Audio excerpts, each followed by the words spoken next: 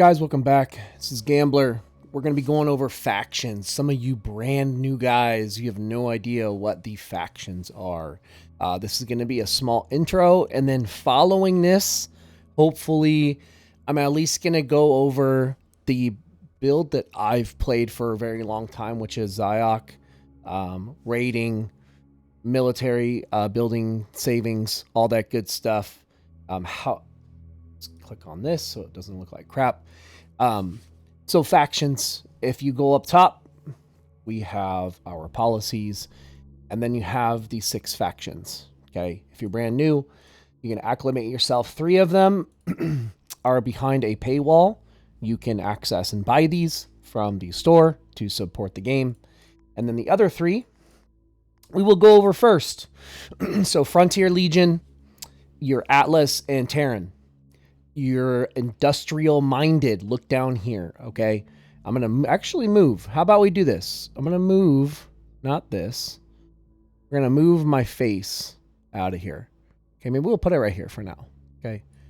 So if you look at this, the strength of these builds are not only going to be the passive ones that you get from them, and I will go over these, but also the policy cards.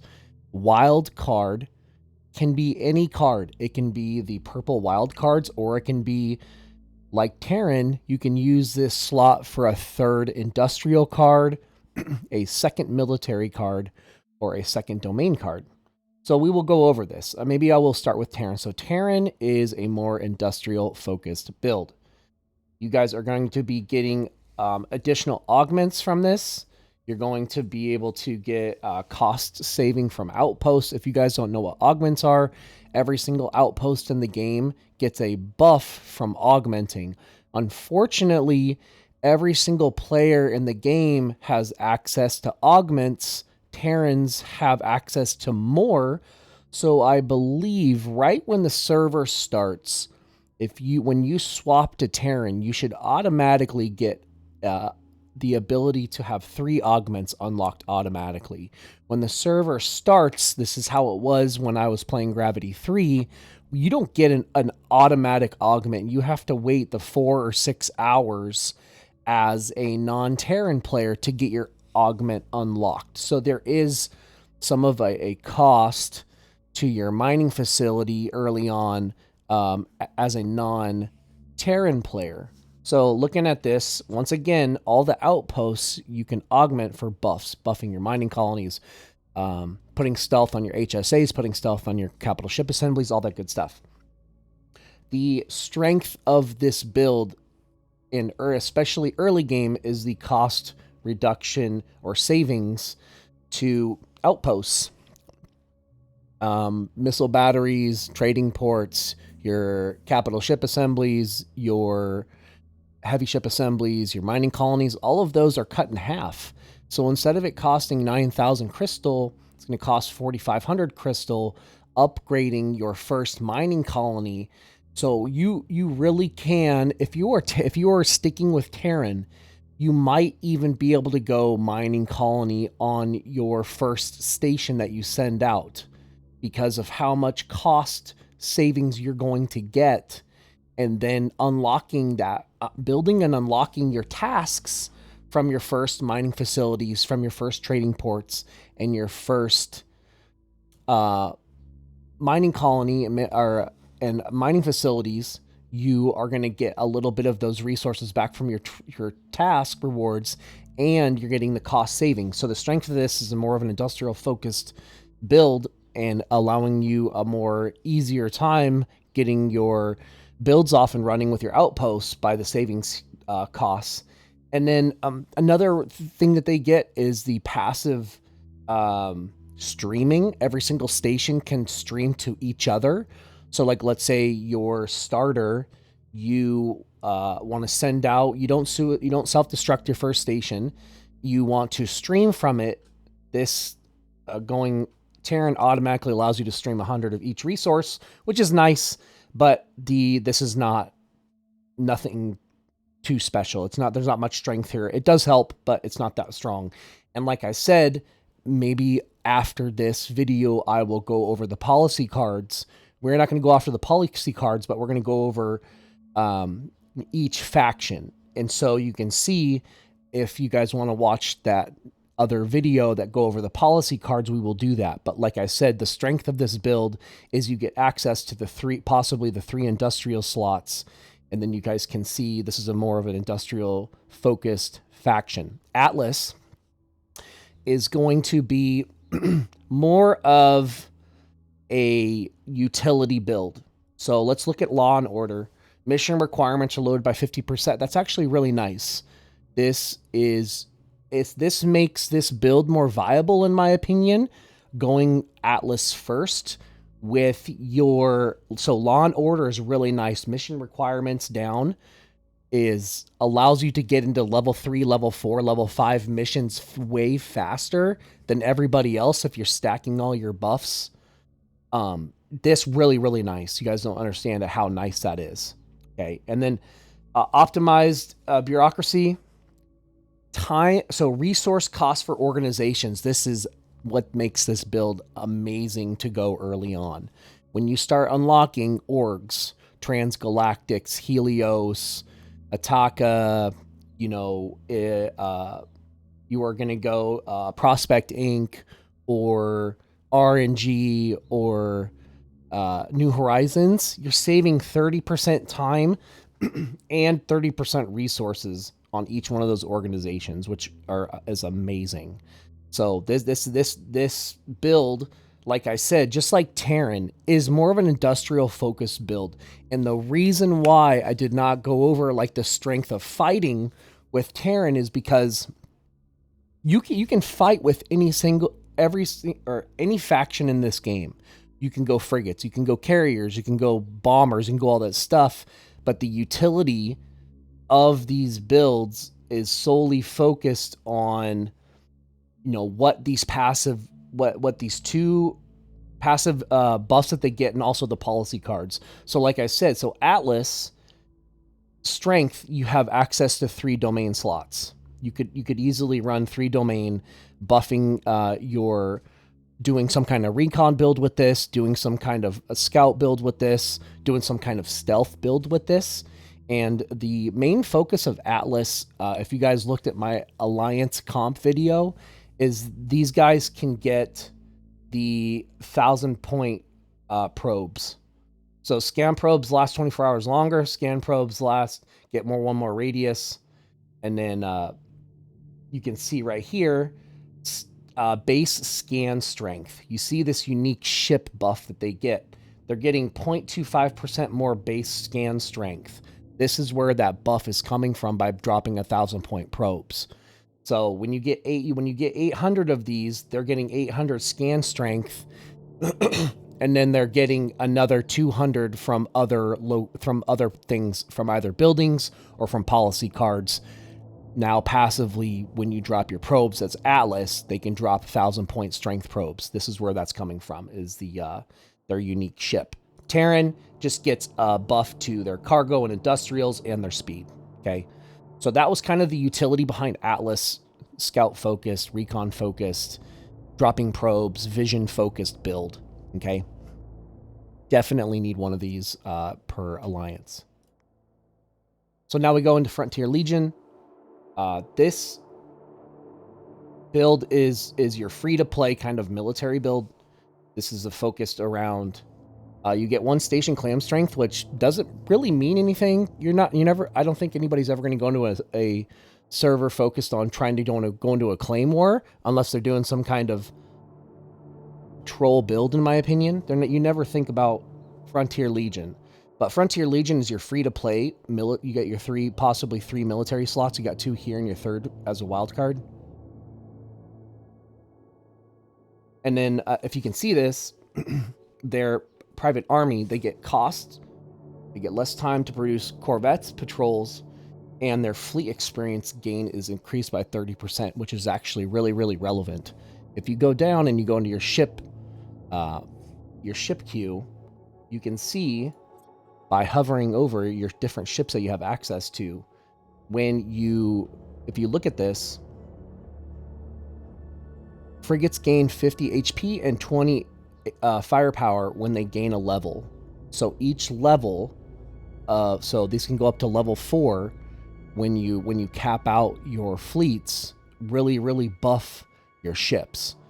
So if you a fleet is level 4, they're going to get 200 more hit points per ship and 80 more firepower per ship, which is amazing. So maybe this is definitely a more military-focused faction.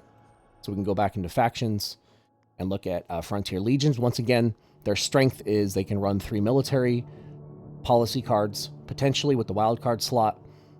They are getting, they can produce their corvettes and patrols early on in the game faster. And this is also another build that you can go for Gatos. Frontier Legion and Zayok are the ones that you really want to attempt to play as a Gatos build. I'm not going to unpack that. I'm focusing on the factions so I can go over builds in different videos. We're just going over the factions. But definitely you can run and do this more of a fighting or a fighter build, meaning once again having access to the 3 military slots, running I'll touch on this for 2 seconds. You can go into military and you can see overkill, level 5 elite navy note, level 5. Maybe you want to go into your wild card and you get your attack doctrine to level 5. It's a fighting style builds by having more access to military slots. So those are the 3 free to play ones. And now you have the 3 that are behind the paywall. So if you have supported the server and you are running Zayok, once again, probably the strongest, in my opinion, the strongest fighting build. You want your bombers going this build. You want your military guys, maybe you guys that are playing defense, to go Zayok too, that are not going frigates. I mean, obviously frigates are the ship you want to use on defense, but if you have Zayok unlocked and you don't have AMP unlocked, definitely go Zayok. They have access to this very niche potentially 4 military slots policies. Okay, so they get the 3 from Zayok and then wildcard, which is 4, which is amazing. You can do gunboat. If you're going bomber, you can go gunboat diplomacy, maybe overkill for some more HP. You can get the firepower one, you get the HP one, and then you got justified hostilities if you're doing something. Obviously not raiding, but you've got attack doctrine on, all that good stuff. Getting buffs, making anytime you can make your bombers more tanky is best. You can also be obviously doing this with a frigate or destroyer or carrier build, fighting builds, and this is definitely another. We'll go over the passives here in just a second, but we can actually I'll tap on that right now. So, single-mindedness, resource costs for military buildings were reduced by 10%, which is amazing. When like especially Zayok or fighter, like your frontline stations are going to be almost a lot of your buildings are going to be military, and then all the buffs for fighting from your dome stations are also going to be military buildings because of getting all your ship buffs. You can do the time cost for military buildings is reduced by 10% too, which is amazing. So not only are you building your military buildings faster and getting your buffs faster, you're saving resources on them as well. And then you're getting a buff to your corvettes for speed and cargo on raiding. This is kind of good for early game, but my reflection for Zayok for playing it for so long, for 2 seconds, is I think it would be nice to have this maybe +5 speed and +10 cargo. I'm not going to get into the tweaks that I get into the game, but that's just my opinion. But again, this is more of you can go a Gatos build with this. This is your fighter build. This is your bomber build. Very, very good. Zayok is probably number 1 fighting faction in the game.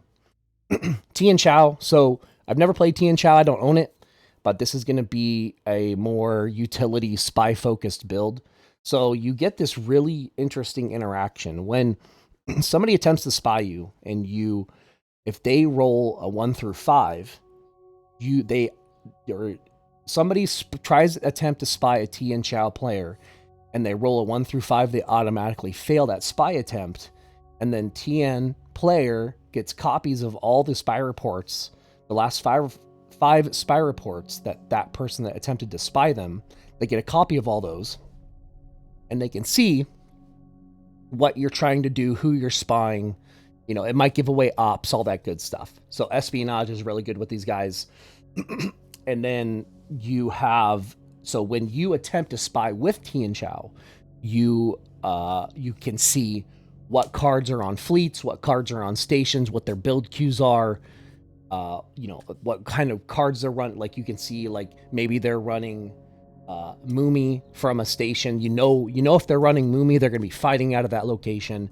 Maybe Jade, if they're running Jade Lotus, you can see, you know, they're trying to either speed to that station or away from that station. All that good stuff. You can see their cards, you can see their build queues, you can see their queues for their capital ship assemblies if you want to try to stealth sabotage their outposts, shutting off domes, shutting off capital ship assemblies, shutting off heavy ship assemblies, all that good stuff. Canceling ship queues is amazing in this game. It's just a very niche, and like I said, I can touch on this for 2 seconds. Stealth sabotage in this game is probably a very underused, very niche build. You really do got to look into it. You got to understand how stealth values work, how scanning works. You know, with Atlas, you can drop the 1,000-point probes for vision, but stealth, you can get those values higher for stealth. So you, even if somebody's dropping 1,000-point probes, you can still get your stealth higher, meaning literally nobody's seeing what you're doing with those ships like recons that have over 1,000 stealth on them. So stealth sabotaging outposts, like I said, like a capital ship assembly, canceling a guy's full queue of carriers is really, really niche build, but really, really brutal in some circumstances. You know, they can't see you, you cancel their queue, and it just SOL for them. And just doing that, being close enough and doing that over and over and over, really, really oppressive, brutal build. And Tian Chao also has access to doing some kind of sabotage plays, scout plays. That's what their real strength is. We will go over this other passive. So your station sabotage effects last 50% longer. So if you are non-TN and you sabotage a station, it lasts for 3 hours. They can't use their industrials to repair. If you are TN, it's obviously 4.5 hours. It might be 2. I can't remember if it's either 2 hours for station sabotage or it might be 3. If it's 3 for non-Tian Chao players, then you're adding that 50% bonus. So station sabotage, chance to destroy station room cards. So the 2 right slots of a station are hourly cards. Like if you're running room cards for resources, you know, you're running Moomy, or you're running Jade Lotus, or you're running Felix or Rocket. You have a 50% chance if you successfully sabotage that station as a TN player to just completely destroy those hourly cards that are running, which is kind of cool. I think it's really cool. Station sabotage reduces building hit points by 20%. So when you successfully, as TN, station sabotage, they get a passive debuff on all the hit points at that station. So if you're following a station sabotage with a hammer and then bombers, if you're bombing that location, that station will have a debuff on all the hit points of all the buildings within it and organizations, and you can bomb it easier, is what this is allowing you to do.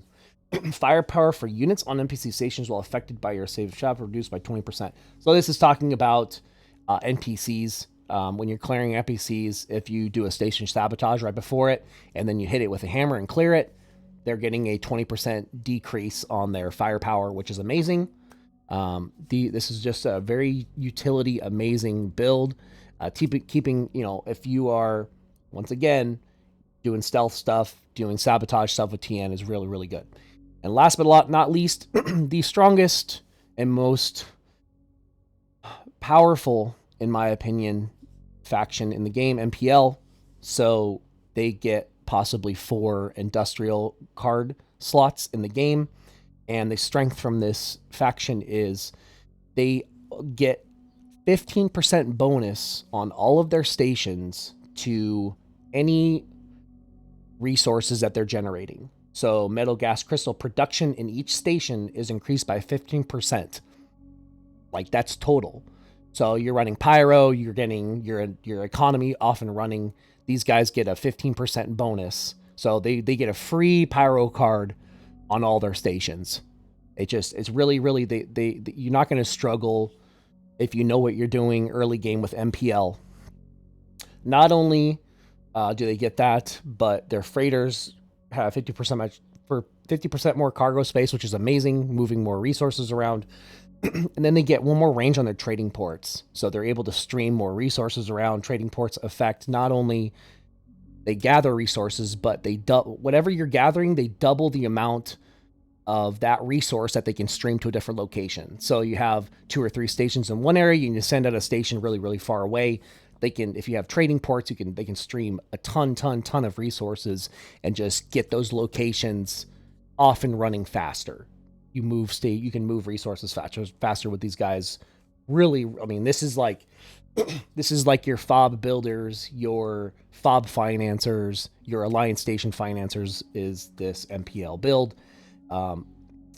They also so stalwart defenders. So this is the other issue, not issue, but the thing that make these guys amazing, but also makes them just brutal to play against, especially as a Zayok player, especially as an Atlas player or Frontier Legion, whatever other faction you're going against these guys with MPL, is they turtle really bad. So they get buffs for frigates. So as long as they're defense, their frigates get 80 firepower, 200 HP per.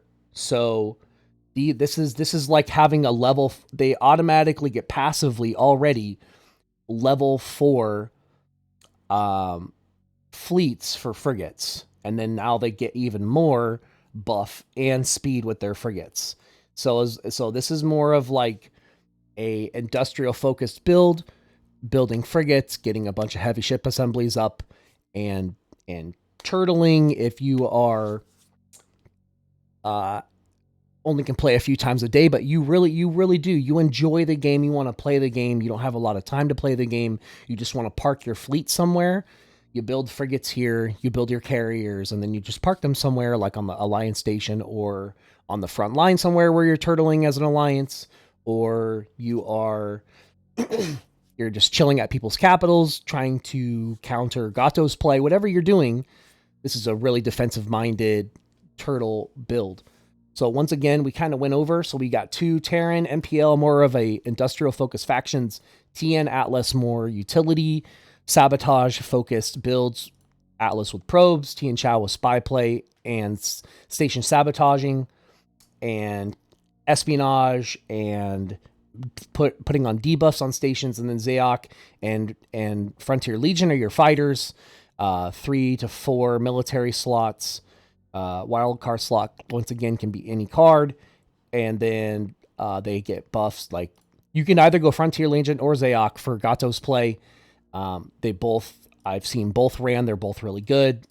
Frontier Legion is going to get more corvettes. Like, they're building way more corvettes than you.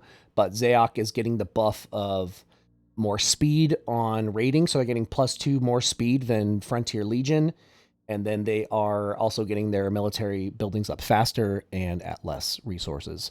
So leave me some comments, guys. This is just focused once again on factions. Zayok, Frontier for bombers, fighters.